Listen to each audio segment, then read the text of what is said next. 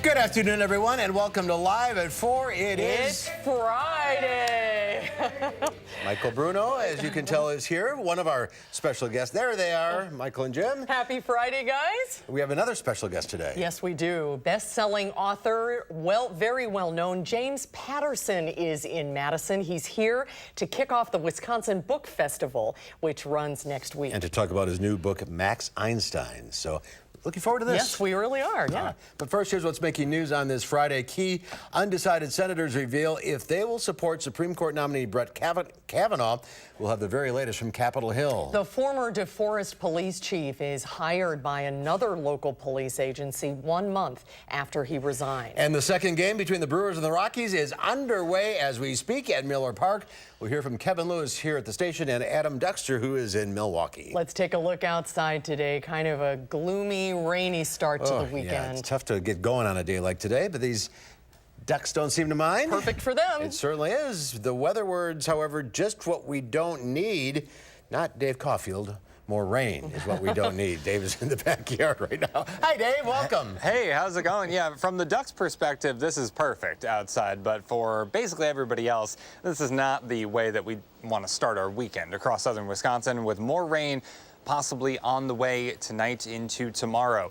And so we do have an alert day in the forecast for tonight for some possible flash flooding and also some gusty winds and hail, especially a little bit closer to the Wisconsin-Illinois state line. Visible cloud track, we have had a lot of clouds visible over the course of today, and they're going to stick with us through much of this weekend. Doppler track has been quiet, but starting to see a few blips closer to northeastern Iowa. And as we can see, these showers and thunderstorms well off to the south and west, but they'll be moving in throughout the evening hours and into later tonight as well. Downtown Madison, lots of clouds on the Edgewater Skycam, currently at 57 degrees for the temperature. Calm winds, that dew point in the mid-50s, but pretty close to that actual temperature. 61, the warm spot in Janesville right now, 58 in Boscobel and 53 in Viroqua. Wind speeds not too bad outside, so at least that's some good news, but it still feels pretty chilly, pretty damp outside. Similar situation showing up on the live look in Madison, the WISC-TV Skycam. Showers and thunderstorms possible as we head throughout the evening hours. So have that umbrella ready to go for your Friday night football festivities and any evening plans that you might have outside. Here's a look at East Wash and Wisconsin 30 on our traffic camera. No major problems showing up there. And across the area, as you might expect, some delays starting to pop up, but no major accidents or incidents showing up across Dane County, which is good news. But we are starting to see those brake lights on the Beltline closer to Fish Hatch and also Rimrock Road. Things still not looking too bad at the interstate and Stoughton Road, but that will change. Verona Road to John Nolan, eastbound a little bit slow on the Beltline, 7 minutes, average speed of around 40 miles per hour. Some other routes in and around Madison, a little slow. Westbound on 12, Middleton to Sauk City, that's 19 minutes, average speed of around 50 miles per hour. And that is your first alert traffic update. Lots to talk about, and we'll time out the multiple rounds of rain on the way in your first alert forecast. All right, we will see you in a few minutes. Dave, thank you. Thank you, Dave. First at 4, the Senate voted 51-49 to move Judge Brett Kavanaugh's Supreme Court nomination to a final vote over the weekend. And 2 key senators have announced they will support his confirmation. Nicole Killian has more details from Capitol Hill. Senator Susan Collins says she will vote yes on the confirmation of Judge Brett Kavanaugh to the Supreme Court. That vote is likely to come Saturday evening. We must always remember that it is when passions are most inflamed that fairness is most in jeopardy. I want to thank the senator from Maine. I've not heard a better speech in my time here, and I've been here a while. It was absolutely inspirational. After Collins announced her decision, Democratic Senator Joe Manchin announced he too would vote for Kavanaugh. Their support signals that Kavanaugh is likely to be confirmed despite allegations of sexual misconduct against him. Another key senator, Lisa Murkowski, voted no in the procedural vote. Her constituents from Alaska thanked her. And we're here to thank Senator Murkowski for her amazing courage today. We can just have a quick round.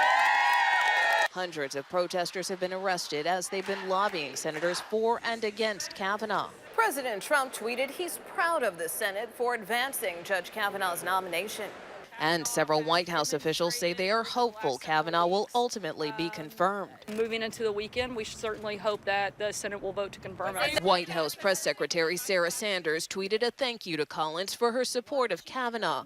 Democrats say they are deeply disappointed in her decision. In Washington, Nicole Killian for WISC News 3.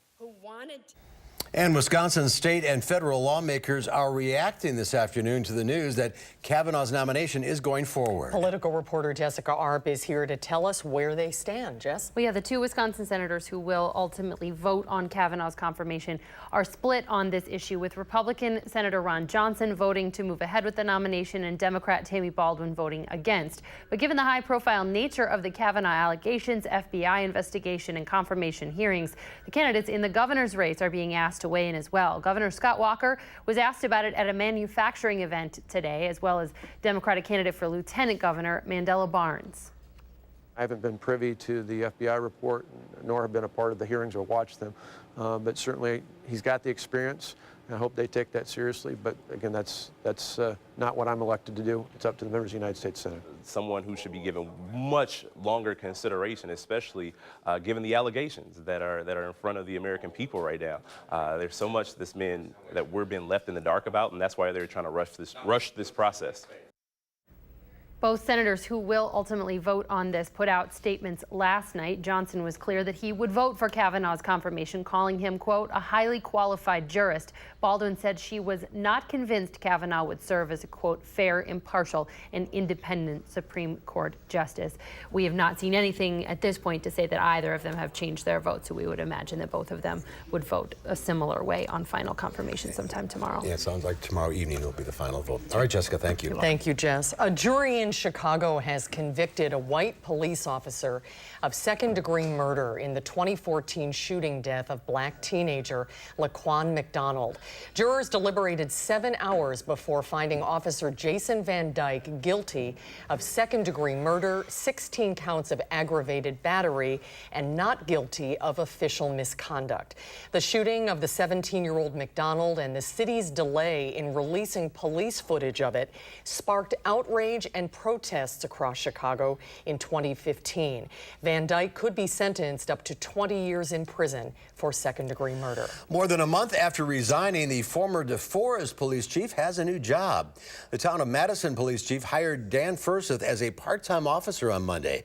Furseth was first placed on administrative leave in May after an 11-year-old video surfaced of Furseth making racist comments about a group of black men. An investigation into Furseth and the DeForest Police Department listed 4 other counts of misconduct, including that he failed to address harassment claims. He resigned in August from his position, but today, Town of Madison Chief Scott Gregory is defending his decision to hire Furseth, who has worked in law enforcement for 30 years. I think he has a lot of that experience he can bring to the town of Madison, and I want to be able to give him that opportunity. If he stubs his toe and falls, I will sit right here and tell you, okay, I made a mistake, and we'll move on from that. Chief Gregory is also president of the Dane County Chiefs of Police Association, which wrote a letter in August about Furseth saying, quote, we condemn racism in any form. Mayor Paul Soglin of Madison also commented on Furseth's hiring today, saying that city officials are disappointed. Soglin says making new hires will just make a more difficult transition when the town of Madison becomes annexed into the city in 2022. Well, the second game of the National League Divisional Series is underway at Miller Park. We can't show you the highlights yet, but we can disturb Kevin Lewis and get him to stop doing what he's doing in the sports office. Hi, Kevin. Can you give us an update on what's happened so far? Yes, a lot of people catching a case of the Fridays to either watch or go to the Brewers game today, but that's all right. It hasn't happened since 2011. Brewers right-hander Julius Chassin pitching on short rest opposite Tyler Anderson for the Rockies, and no one's blinked yet. Nothing exciting for me to say. Christian Yelich hasn't homered, which is apparently breaking news these days, which is a good thing for Brewers fans. And neither is anybody else. Scoreless, we're going to the bottom of the third inning. Chassin's put 2 runners on in the first and third innings, but has gotten out of jams.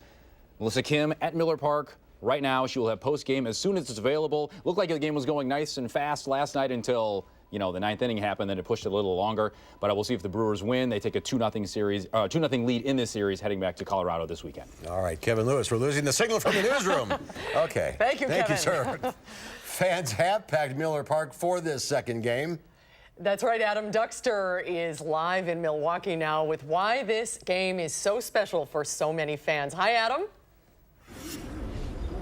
Hey, Mark and Susan, special is definitely the correct word to use. Fans filing into the game today getting the feeling that this could be the Brewers team that does something incredible. But tailgaters I talked to today say that it is a cautious optimism. Remember, this team has never won a World Series, but one fan I talked to today said the biggest Brewers fan he knows won't be at the game today, but he still knows that he's watching.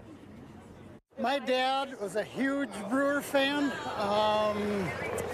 This past Sunday we celebrated his birthday. My dad passed away a few years ago, and we actually have him in a Brewers urn where he'll spend eternity, and he's more than happy to do so. Now, as Kevin said before, a victory today would put the Brewers just one win away from the National League Championship Series. And Phil says his dad would be so proud of this current Brewers team. And he also predicts that this Brewer team will go to the World Series, where he says he believes they will take on the Boston Red Sox. So you heard it here first. And Phil says he knows his dad is watching with him along the way. Oh, these are such special memories. really And it are. looks like the weather didn't dampen any of the tailgating. They're having a ball at Miller Park. Adam Duxter reporting live. Adam, thank you. There was a sell-off on Wall Street as the latest job numbers missed the mark. The Dow Industrials fell 180 points, ending the week at 26,447. The NASDAQ Composite Index dropped 19, and the S&P 500 was down 16. When we come back, the Wisconsin Book Festival begins next week. It kicks off Sunday with the best-selling author in the world, the holder of the Guinness World Record, actually, for the most #1 New York Times bestsellers, is right there in our studio. We'll talk to author James Patterson when Live at 4 continues.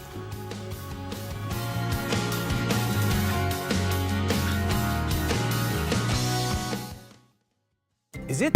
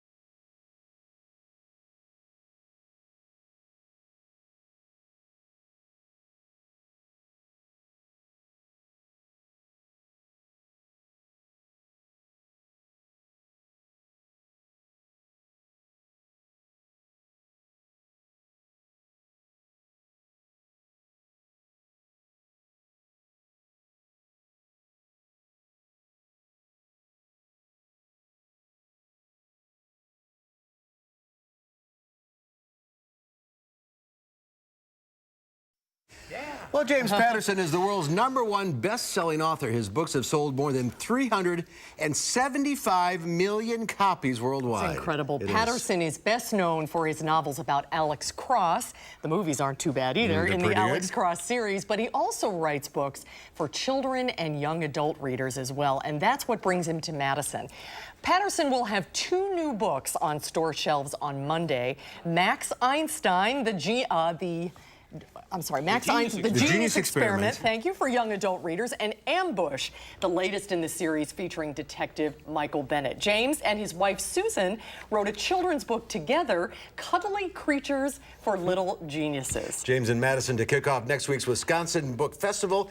Welcome to Live Before. Welcome back to Madison. Yeah, we're going to kick off on Sunday. Yes. Absolutely. At the Capitol Theater at 10 o'clock. Welcome. It's great to see you. Nice to be seen. Your wife Susan, who you co-wrote this book with, she is a UW alum. She is. She is. She was a big All-American swimmer here. Really? Yeah, and still loves it. She's on a couple of boards, which is one of the reasons we're out here. And then we're going to go to the Nebraska game tomorrow, and then this nice event at the Capitol Theater on Sunday. Well, we'll tell everybody more about that in just a little bit. It is so great to have you back in Madison. Can't tell them too many times. Yeah, that's true. That's true. So when did you decide, or why did you decide to write stories for young adults? I think we have a 20-year-old. I think when he was little, we started telling him stories.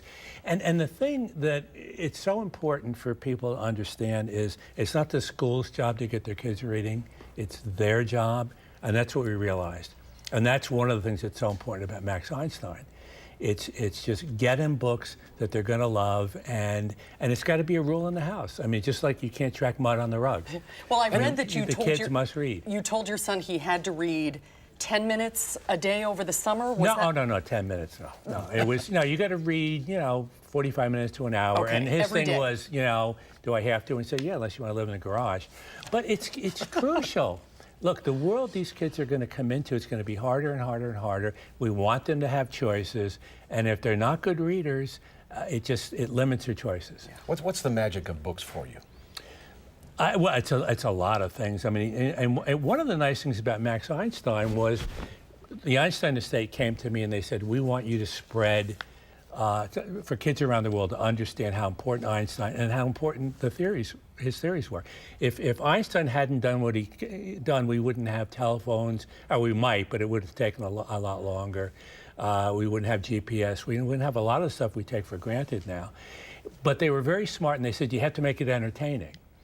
So, what Harry Potter did for magic, we think that Max Einstein will do for kids' imagination. Just open it up and be one of those books they never forget. And when they came, they said, we just give you the name Max Einstein. And they said, I'm interested in writing the book. I'd be honored to write this book, but I want Max to be a girl. Because I think it's really important still that we keep reinforcing that women, that girls can be scientists, can be mathematicians. We just had a woman, one of the winners of the Nobel Prize for physics. It's the first woman in 50 years who's won a Nobel Prize for. So that just shows you that we're not there yet. And that's one of the reasons that Max is so important. And I hope everybody watching and listening will, go on Monday. And this is a great book to give to your 7 to 14-year-olds. Get them reading. Yeah, get them reading and give them a book that they're going to remember, and it'll always stick with them. Is your approach to writing, say, an Alex Cross novel as opposed to Max Einstein, is it different, or is it just pretty much the same? Well, it's only different. Look, it's story. I mean, that's the rule. My notion when I'm writing a book, whether I'm writing for kids or adults, is somebody's sitting across from me. I don't want them to get up till I finish the story. That's so it's the same thing. I mean, obviously, it's a little different in terms of but I guarantee you, adults that read Max Einstein will get a kick out of it. It's a cool story. So how many books do you have going simultaneously at any one time? It varies. It can be 5, 6, 7, and then film stuff. We have, actually on CBS we have Instinct. Right. That show, and I get scripts all the time for that. We have. The President is Missing, the book I did with President Bill Clinton. Does that sort of get your juices running to do another political thriller? Yeah, maybe. I know he wants to do another one. We're talking about it. And you became friends with him. Yeah, no, we did. It's interesting. You know, look, when I was growing up, I remember nobody came to our I had a small town in upstate New York, and President Eisenhower came when I was a little kid, and I never forgot that. I mean, I never got within 200 or 300 feet of him, but I never forgot. Then I had the chance for, you know, over 14 months to spend time with the president, and it was unbelievable. It was just a stunning experience, and he was very deferential, and I think the book turned out great. Yeah, I'm happy with the way it happened. But the most important book I've ever written, in my opinion, is Max Einstein. Really? Wow. Yeah, because there's nothing more important now, and I've talked to Clinton about it, I've talked to Hillary about it, than education and getting kids reading. One of the big problems we have in this country is that kids aren't reading enough. They're not thinking enough. They're not going deep enough. And they're really not prepared for what's going to come at them in the world. James will discuss his new book with Steve Paulson from Wisconsin Public Radio this Sunday, 10 a.m. at the Capitol Theater. Free copies of Max Einstein will be distributed to the first 500 young readers. The event that's pretty cool. The event is free. You know, free is good. Then the event is free and open to the public. For more information on the book festival, go to wisconsinbooksfestival.org. James, what a pleasure and honor to meet you. Great to meet you. You guys. You guys are great. I can't wait to read this. Thank you. Thank you. Me too. Okay, good. Thanks again. Thanks so much. Thank you. Enjoy your time in Madison. We will. Go Badgers, right?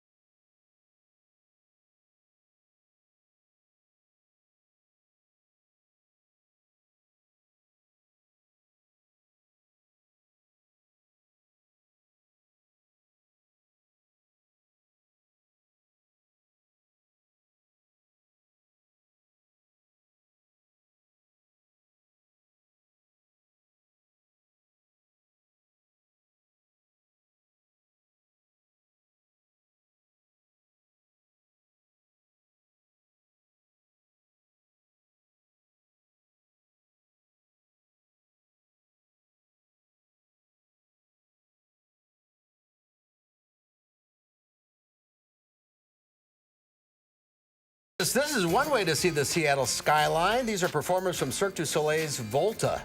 Several climbed to the top of the Space Needle and struck some poses on top of it with the antenna.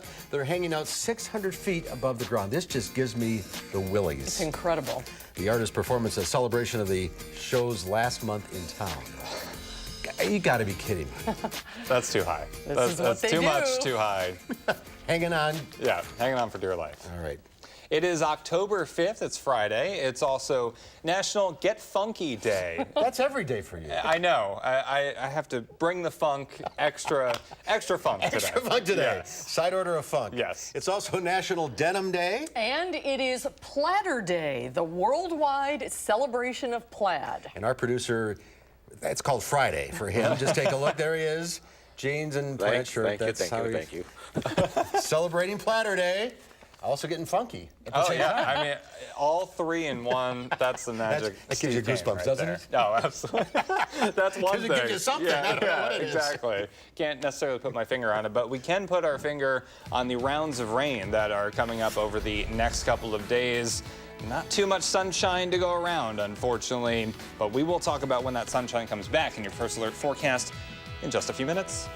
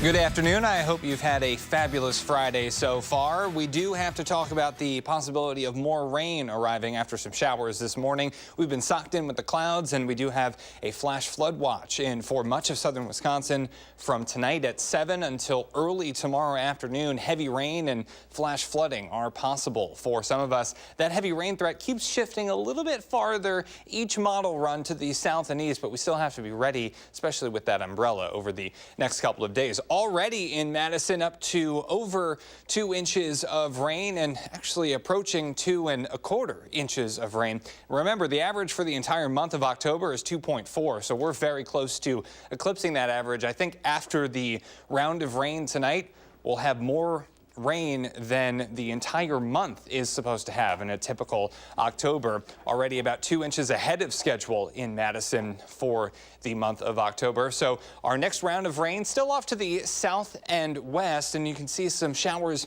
and thunderstorms in that round of rain. It continues to move to the north and east, and by the time we get to the start of Friday night football for some of us, that rain will start developing, so have that umbrella ready if you do have outdoor plans this evening and tonight. Platteville, just looking at clouds right now on the Queen Bee Radio Skycam. Similar story in downtown Madison on the Edgewater Skycam.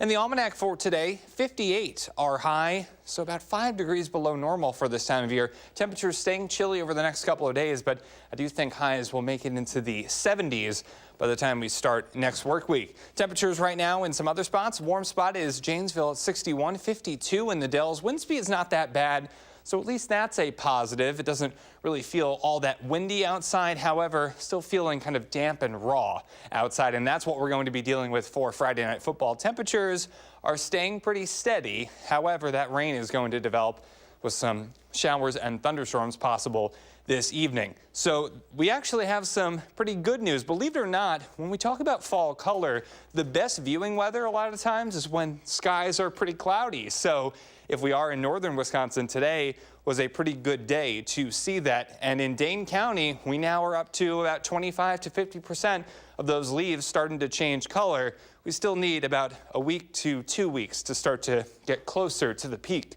across southern Wisconsin. However, the rain doesn't really help things because no one wants an umbrella to obscure the leaf watching activities outside.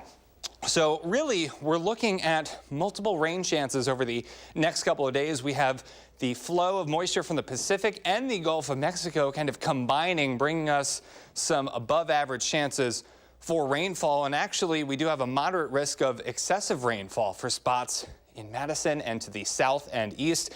I do think we'll be okay for much of Saturday, but then a couple of heavy showers not out of the question as we head into Sunday as well. Tonight, scattered showers and storms, heavy rain possible with temperatures in the mid-50s. Tomorrow, highs will be right around 60, and then those temperatures will actually go down even further, mostly cloudy with those showers ending. So future track showing things staying pretty active as we head into the overnight hours, and some rain and heavy rain possible Saturday morning as well. Then I do think we get a break, maybe, just maybe, some peaks of sunshine if we cross our fingers all at the same time and hope and wish for that. Hopefully that will happen. Temperatures staying pretty chilly, but then another round of rain arriving early on Sunday. So by the time we get to later on Sunday, anywhere from 1 inch to 2 inches of rain possible, and those amounts go up a little bit the farther to the south and east you go, a little bit closer to the Windy City. But we're talking about Madison, the city in question for Camp Randall Stadium, when the Badgers take on Nebraska tomorrow evening. Staying cool, cloudy. Can't rule out a few raindrops. Temperatures at kickoff in the upper 50s. Then we'll be in the lower 50s by the 5th quarter. Hopefully the Badgers can bounce back there in that game. Your 7-day forecast showing those temperatures in the 70s for Tuesday and Wednesday. Plenty more chances for showers and storms. After that, though, temperatures cooling down and the weather calming down for Thursday, Friday, and Saturday. But the next 4 to 5 days, we have to keep that umbrella ready to go because multiple more chances for showers and storms. And possible flooding, too. Yeah, hopefully we avoid that. And hopefully just rain tonight, no electricity in the air. Yeah. Then you got to stop the games. Unfortunately, that is a possibility, so be ready. Keep an eye on it. Yeah. And All right, speaking thank of you, which, Dave. tonight the Prep Mania High School football game of the week is at Monona Grove, where the Silver Eagles in Stoughton have an important game in the Badgers South Conference. Join Al Minard, Bill Brophy, and Jay Wilson for the game live on TVW. It'll be live streamed on channel3000.com tonight at 7 o'clock. And when we come back here today, we'll head to the movies, and the Oscar buzz has begun. We'll preview the latest incarnation of A Star is Born when Live at 4 continues.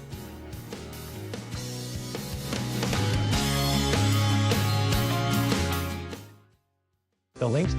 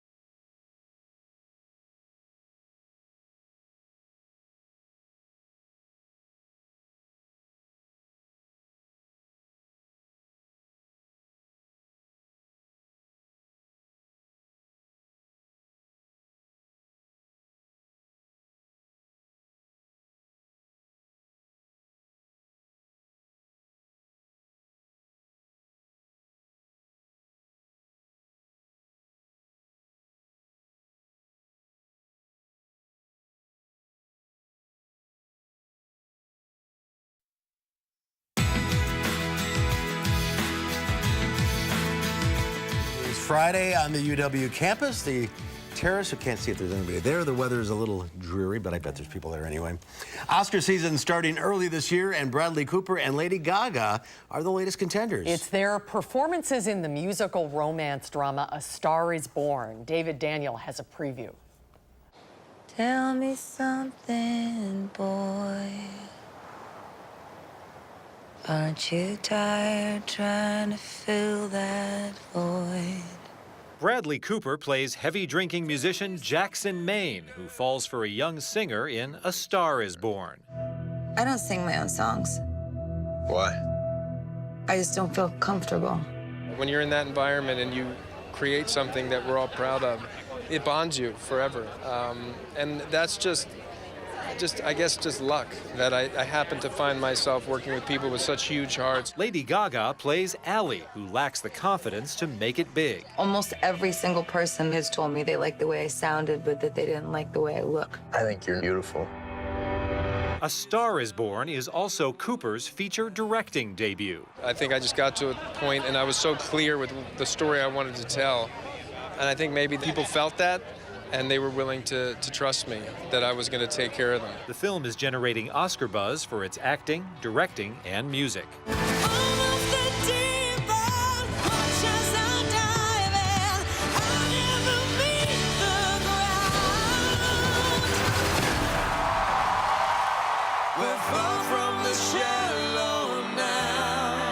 In Hollywood, I'm David Daniel.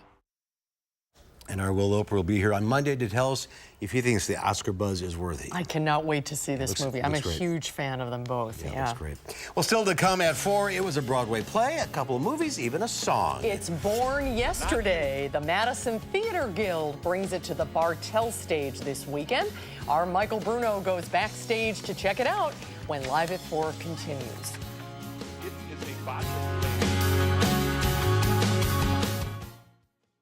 If you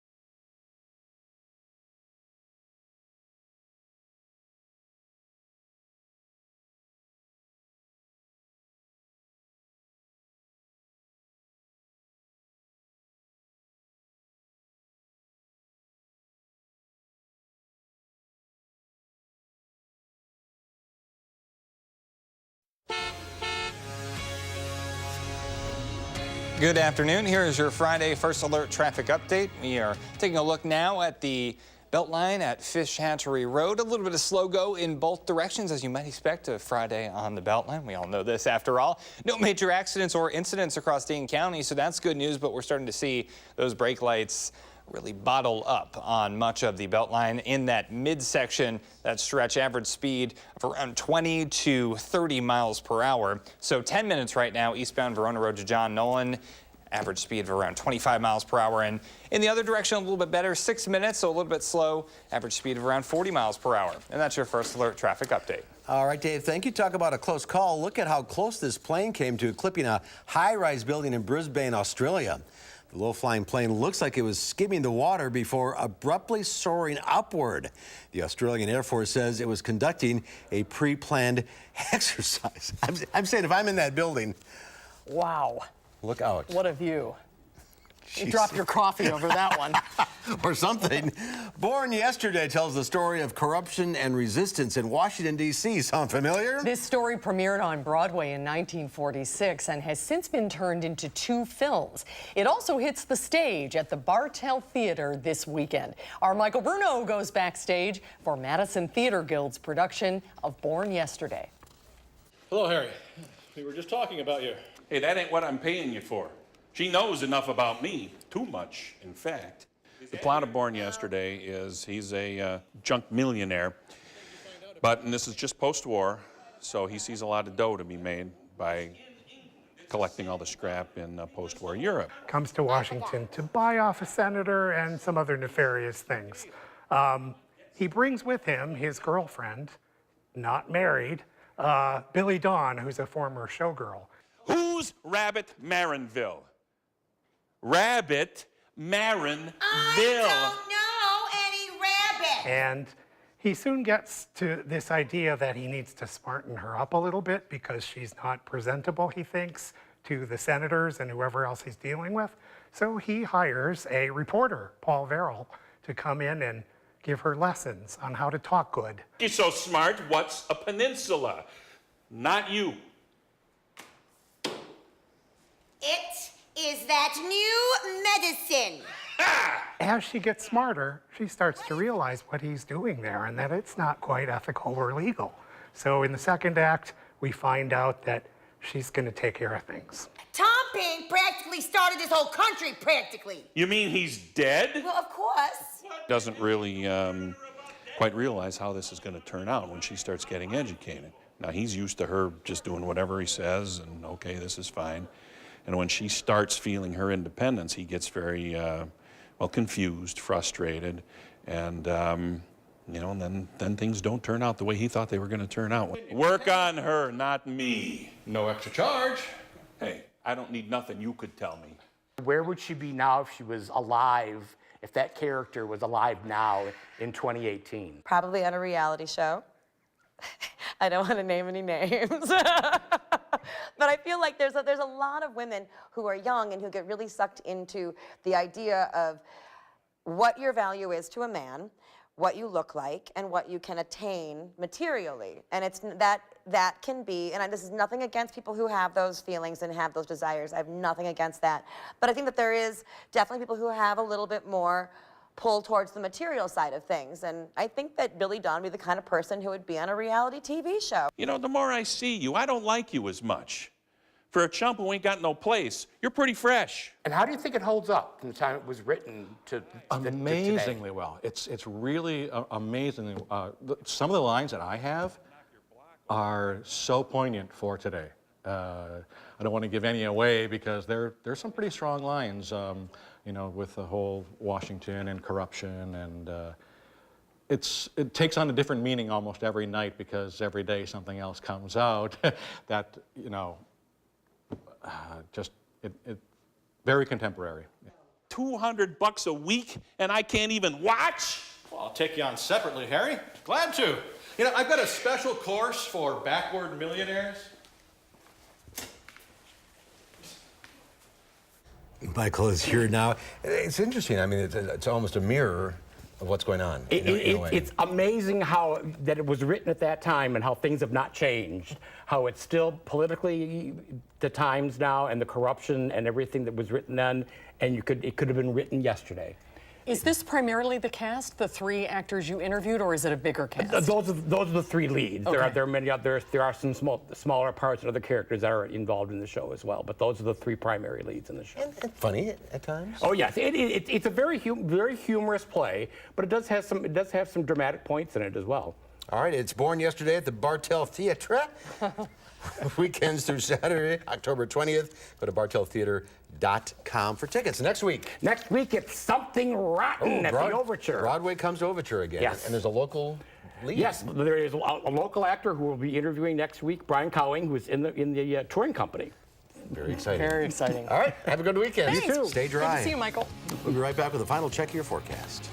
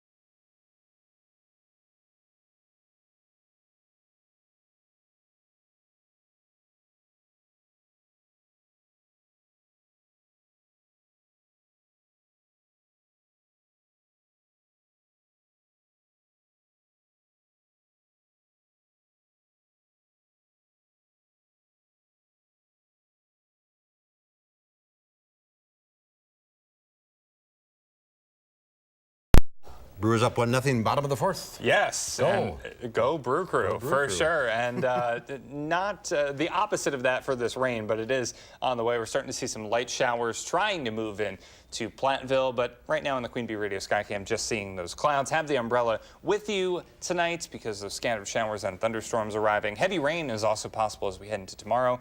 Plenty more rain chances into the middle of next week. All right, the last thing we need. Yes. Thank you, Dave. Coming up Monday here on Live at 4, Dr. Zorba Pastor will be along to take your medical questions live. And our Will Loper will be here to tell us what he thinks of the new movie A Star is Born. There is Oscar buzz, as we talked about. Over this one, we'll get Will's opinion Monday on Live at 4.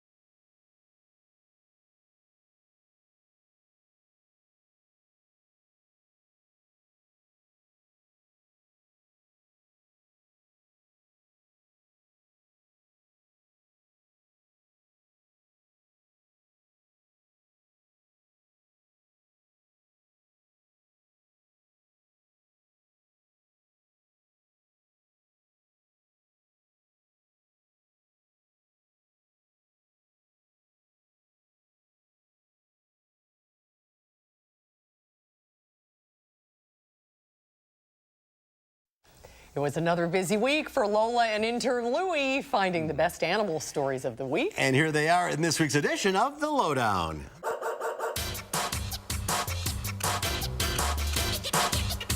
This week on The Lowdown, the story of a dumpster and 3 bears. Working like a dog in Thailand. And an ice skating pup. But first, a wildlife park on the outskirts of Sydney, Australia has recently welcomed 5 meerkat pups.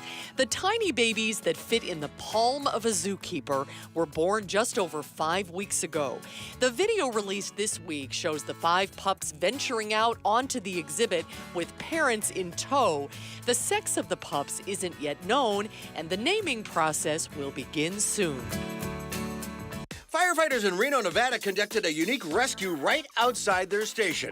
Crew members woke up to the sound of a dumpster tipping over. The next morning, the dumpster investigation turned into a rescue operation. Not 1, not 2, but 3 little bear cubs were trapped inside the upturned bin. While one firefighter attempted to free the cubs in other recorded video, all 3 scampered safely back into the woods. Concerned mama bear oversaw the entire rescue operation. Meet Benny, and yes, he is ice skating. Cheryl Del Sangro from Las Vegas, who teaches ice skating, rescued Benny from a kill shelter. It was a match made in heaven when Cheryl outfitted Benny with a pair of custom-made skates, and soon she had him gracefully gliding along the ice. Cheryl is trying to convince the local NHL franchise, the Vegas Golden Knights, to take on 6-year-old Benny as a mascot. Paws crossed. Finally, here's an office that Lola and Louie can get behind. This ad agency in Bangkok is part of a growing bring your dog to work trend in Thailand. The policy has become popular at companies known for their irregular work hours, and workers say the